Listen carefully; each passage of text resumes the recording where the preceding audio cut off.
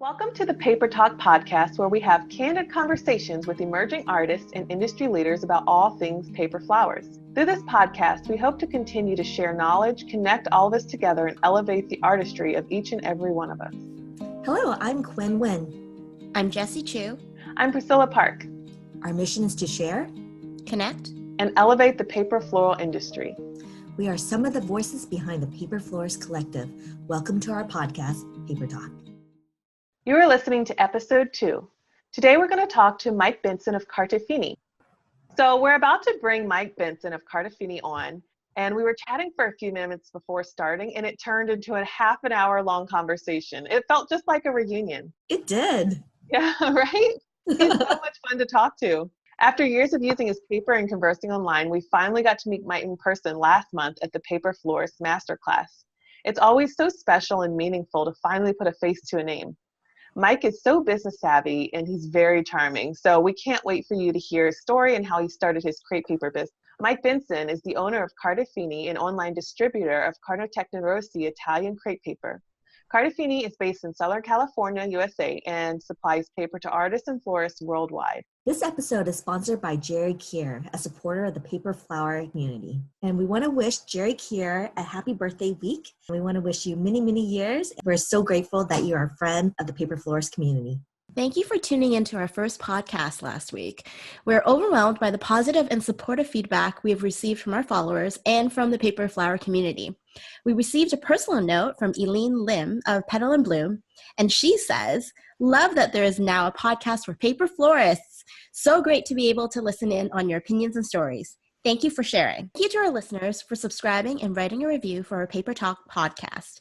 We would love to read your thoughts on our show, so make sure to subscribe to our channel. You can find our podcast on iTunes, YouTube, and soon other platforms. You're listening to episode 2 of Paper Talk. Today we're going to talk to Mike Benson of Carte Fini. Mike Benson is the owner of Carte Fini, an online distributor of Cartotecnica Rossi Italian crepe paper. Carte Fini is based in San Diego, California, USA, and ships Italian crepe paper worldwide. Hi, Mike. How are you doing today? I'm very good. Thanks for having me.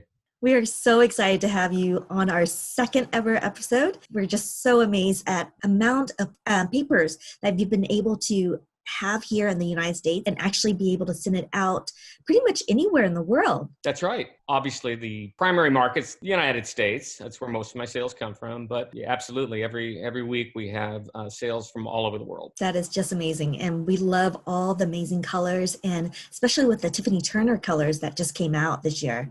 It's just been amazing to see how the Italian crepe paper has evolved and changed over the years. So do you know, when did you actually start your company? It's roughly 2008. The story is people always ask me how I got into it. I always kid that, I've been wanting since I was 6 years old, but that's weird. But what happened is I had a friend who was teaching English as a second language in Italy for a couple of years. And she had gotten a bouquet of flowers from a student, and it was wrapped in this beautiful Italian crepe paper. She thought it was wonderful. She came back to the United States and found a supplier, started up a business, basically trying to sell to mainly United States florists, fresh flower florists, in kind of the same way, to use this little curling machine that we curl the flower or the crepe paper, wrap the flowers. So did that for a bit, had a little bit of success, but I don't think it was. She decided to get out of business, got married, had some kids, and I said, you know what, I'd like to purchase the inventory and take that over. And I tried doing relatively the same thing for a while, but it didn't do a lot. It wasn't really the fresh florists that were getting around it. European florists knew all about it, but not really American. They're pretty much wanted the tissue paper. So after a while, we put it on the internet and we started getting sales. And it turned out that the crafting community was the one who got around this paper. This is the stuff that they've been looking for, as it turns out, instead of the paper that they were used to or could readily buy maybe in hobby stores. Very thin and not really very workable. So that's kind of how it started and grew. I was going to say, that's so interesting. Can I ask you what you were doing before the paper flower business? Or selling paper, crepe paper business? Actually, insurance sales. How boring. How interesting. I'm always curious because, my own life has kind of taken a trajectory that was unexpected. So, I mean, it's not every day, like you said, it's not like you dreamed about having a paper business since you were 6, Right. but I mean, these opportunities come and you kind of take them. So interesting that I'm assuming you're just bored of the insurance industry. Well, that's true, of course. Everybody's bored with insurance, but it's so important.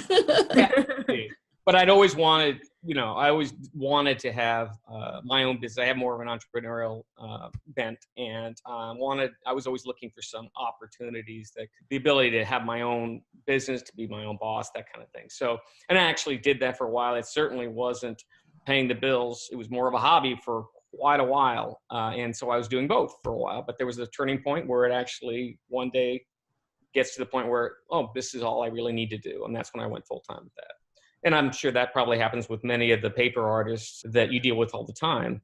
We saw that in masterclass. People have both jobs, and then eventually they're able to make the transition to a full-time paper floral artist, become a business, and they can pick their niche. I have a question about how you got connected with Tiffany Turner, because a lot of us first discovered crepe paper or Italian crepe paper through her work.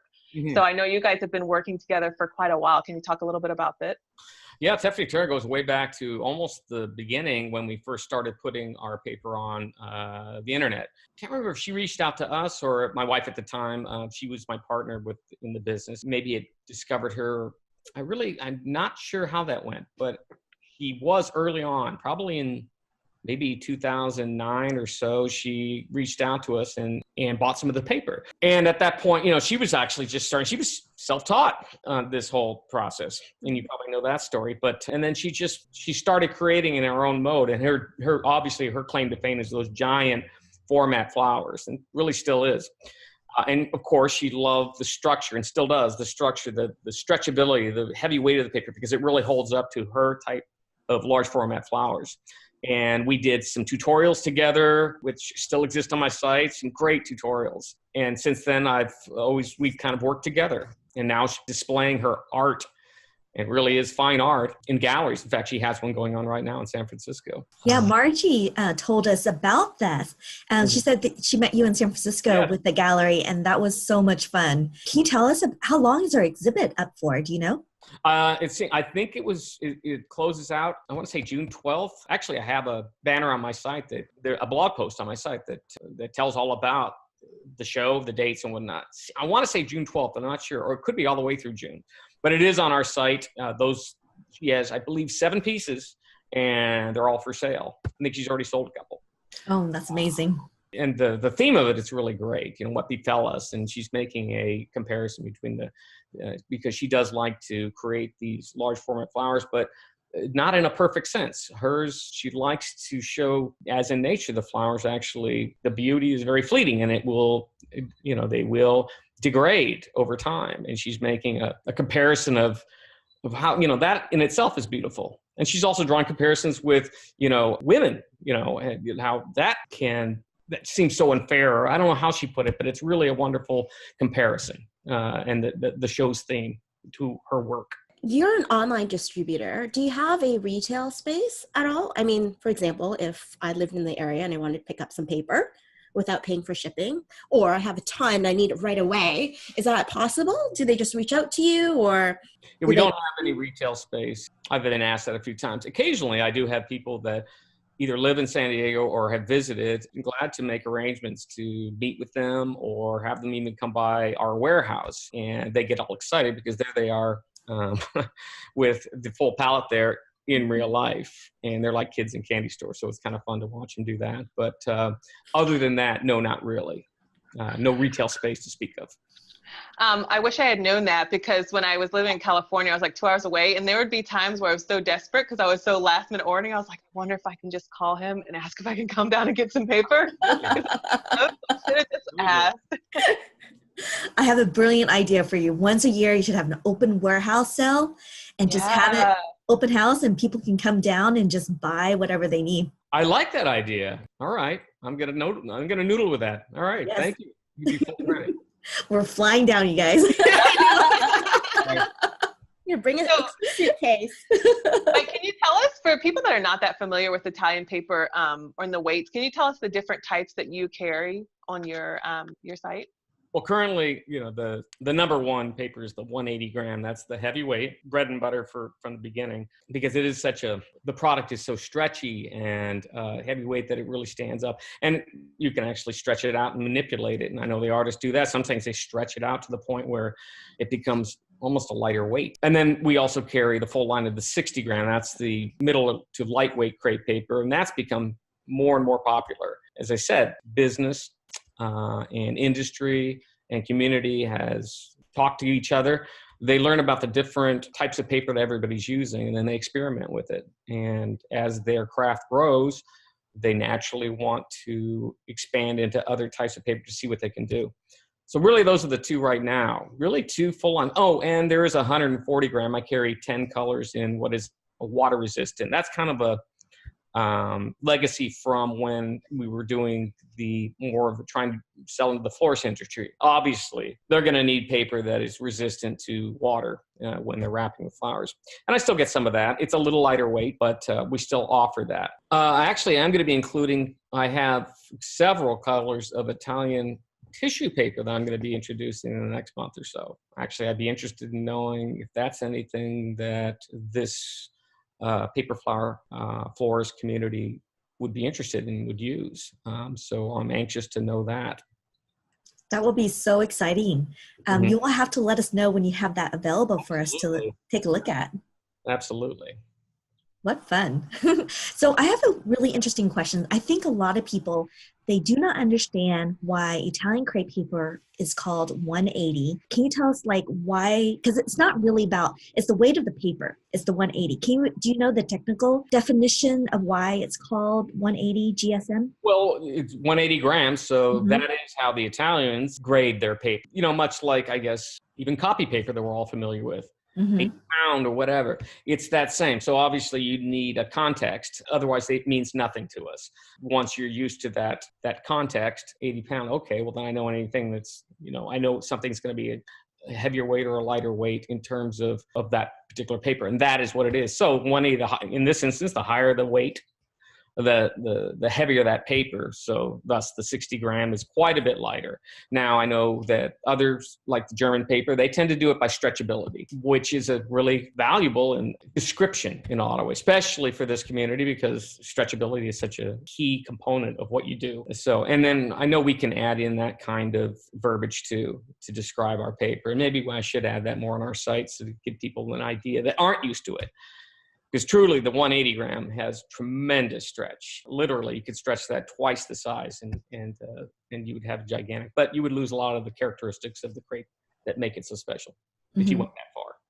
Yeah, I love that our paper florists, we experiment with paper so much. And I love the flexibility of your Italian crepe paper, because if I wanted a very heavy structured, I don't stretch it out as much. But if I want a more delicate look, it's so easy to make that happen by just stretching it out to a certain stretchability of it and then cutting it and forming it. You can still form your petals, because I use your paper for both large and small flowers. So I love the flexibility of having that, and also the color range. And it's so easy to like paint and color your paper. I love it a lot. Oh, wow. That's really great to hear. Mm-hmm. As I said, I learn about my paper all the time from talking to the artists, things that I didn't even know. I wouldn't know unless I was myself a paper artist. Now, I've tried my hand a little bit, but it's truly an amazing craft. But we love the colors. I mean, like Quynh said, the colors are just so intense. It's really hard to, for example, dye your own paper in an intensity that the Italian crepe paper comes in. DIY dyeing is very different from manufactured dyeing. You have to use a ton of products to get that intensity. How much say do you have in terms of the types of colors that are made by the Italian manufacturer? I'm sorry, how many what? How much say do you have? Like, do you have their ear in terms of, if we want a really, really, really light color, would you be able to, suggest that? Well, part of that has come about in that kind of put together Tiffany Turner with Cartotecnica Rossi, and that's partly where those colors came. She has 2 collections now. So we have had some success in trying to instill some new colors that are specifically very important for this community, especially in the U.S.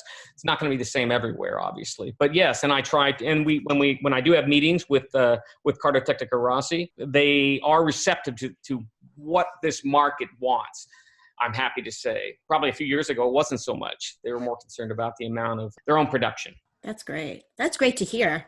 Because, I mean, Quynh was talking about earlier, she was telling us about, German crepe paper and coloring your own. And, obviously Leah Griffiths made her own colors too. But it'd be really, really cool if the Italian manufacturer could also be more receptive to, suggestions from ourselves, because we're the ones who are using the paper, right? And we've got, Priscilla loves the baby pink, but now that we have the very pale pink, it's like, getting to well, not necessarily create, but, have a little bit of influence and let the manufacturer know that, oh, these colors, this is what we want, especially these really light colors that are so difficult to achieve if you're going to bleach it, or if you're going to, create bulk amount of blush colors. Like blush is like, so popular. Yes. No, actually, that was funny. I think it was Margie actually that said, I want this, this blush, that ombre color. I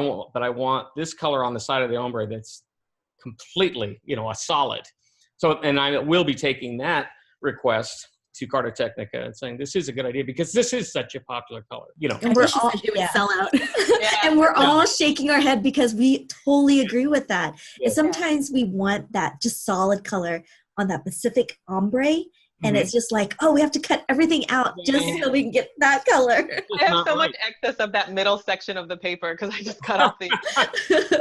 That's a great, And so there's a good example of that type of thing. So, and I think they're more and more receptive now of these types of things. So, they're interested in growing their business, obviously, and providing, just like I am, being the most value as possible to their customers. I'm encouraged every time I talk with them that they're looking to do more and more, especially with the U.S. market. I think it's just at a point where it could grow even more and more. As I said, some other markets have been buying this crepe paper from the Italians for a long time. Russia is a gigantic market, and we know there's a lot of paper artists there. So there's no reason why the United States can't be right there in that field. So how can we help you promote your paper even more and to get more buying power from the Italian factory to say, this is the color we want?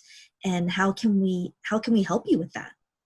Well, as I said, every time I speak with artists like you, and as I said, the masterclass was a great learning experience. I really got a lot of insight from all different artists, paper florist crafters, about what they use and what they want. This kind of thing is really important to me. If you ever have comments, suggestions, you can always email me directly, direct message me on Insta, whatever.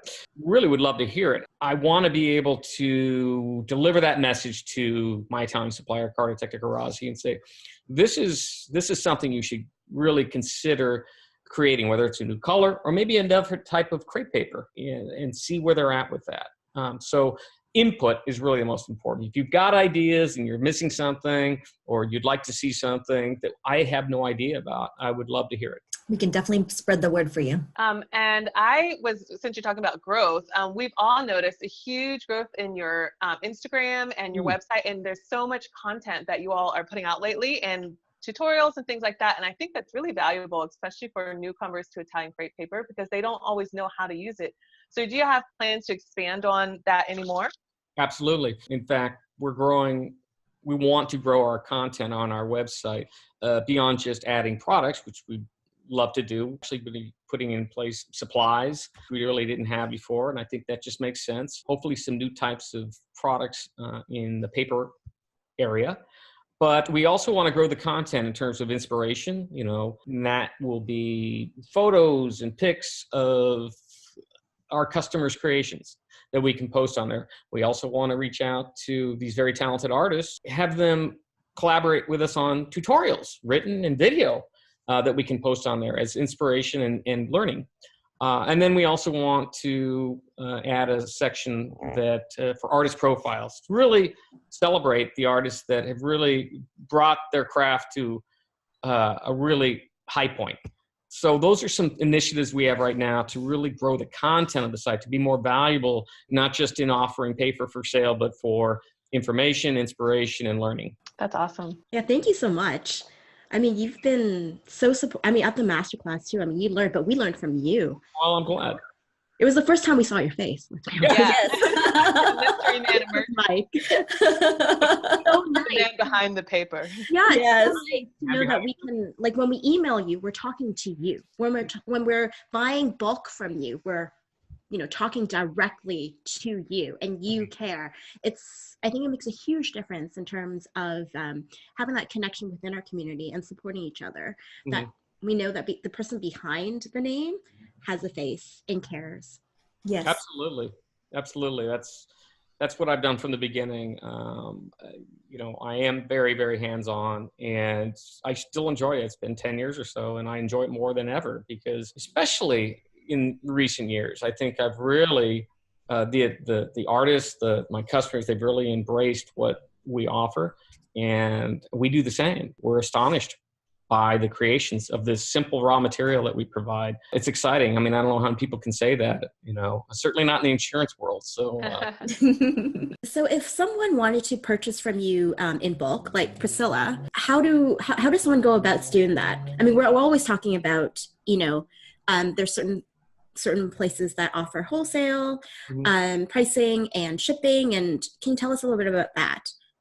I do have customers that I get usually weekly inquiries for wholesale inquiries. Could be a customer like Priscilla, who was buying just on our website for years, I suppose. Obviously, her business got to a point where she felt like, well, I'm buying quite a bit. Maybe it would make sense to buy wholesale if it's available. Reached out to me easily, and I said, okay, ours is pretty simple. We try to make it fairly easy. You know, we have a minimum. It's only 60 rolls, and that's 60.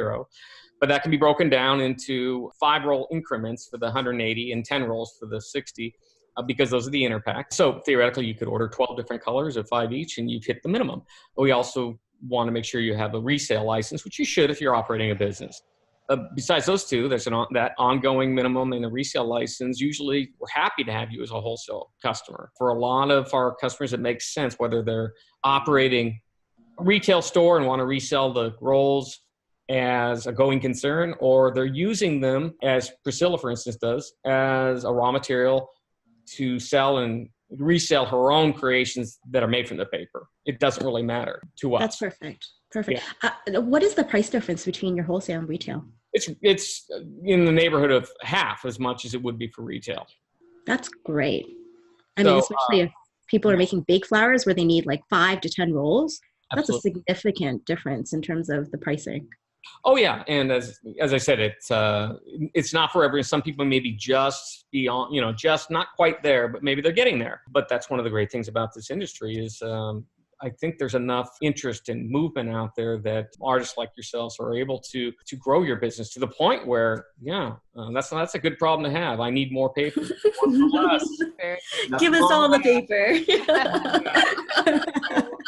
Everyone's at these different stages. So everyone starts small, and then, and then they hopefully will grow to the point where it's something that maybe they can make it a business. That's amazing. So I know you've just released a new line this year. Do you plan to have more new lines released in the next coming years?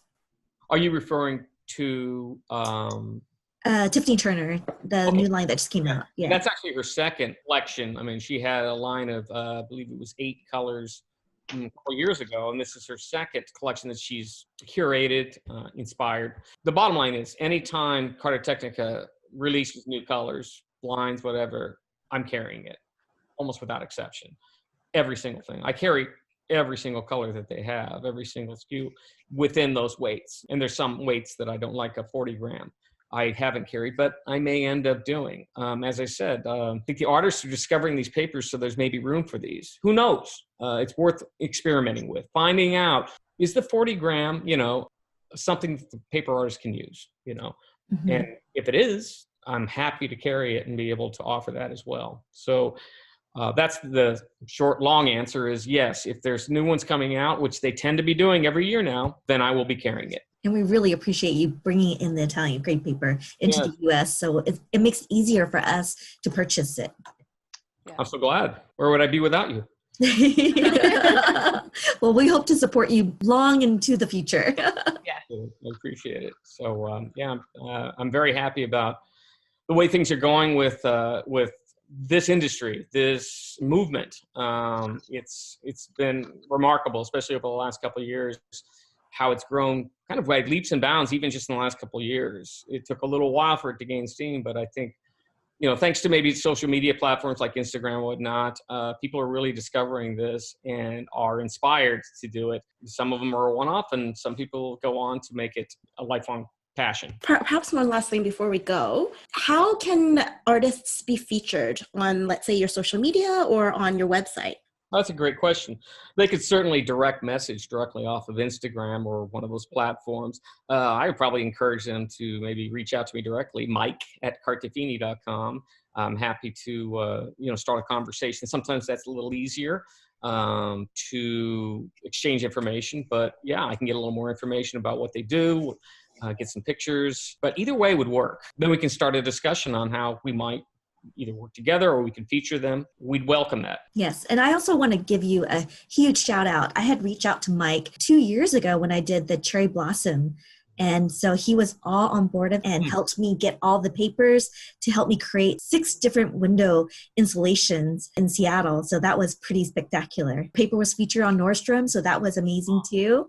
So I thank you so much. Oh, it was my pleasure. And those are exactly the kinds of things that we like to collaborate with artists. It helps you. It helps us promote you. It helps us promote our paper as, it's one thing to hold up a roll of paper and, wow, that's interesting, but I don't know what to do with that. Showing what it was done with it. And it's dramatic. And that's what we're here for. We're helping you to find different platforms and different ways to use your crepe paper. And we love it so much. Well, keep it up. Keep it up. Keep it coming. And we're loving to post it on our website and our social, and it just keeps rolling. Awesome. Well, thank you so much, Mike, for joining us today. We appreciate all the information you gave to us, and we love chatting with you. And it's so wonderful to see you again after the masterclass. That was just last month. I know. It's like we're all together all over again. It's wonderful. So hopefully the next one, hopefully that's in the works. The next masterclass. Fingers crossed, everybody. All right. Thank you again, everyone. Thank you so much, Mike. Thank you, Mike. Thank you, Mike. Make sure you check out the show notes on the Paper Talk blog for links and references to topics we talked about today with Mike. Thank you, everyone, for listening to our show today.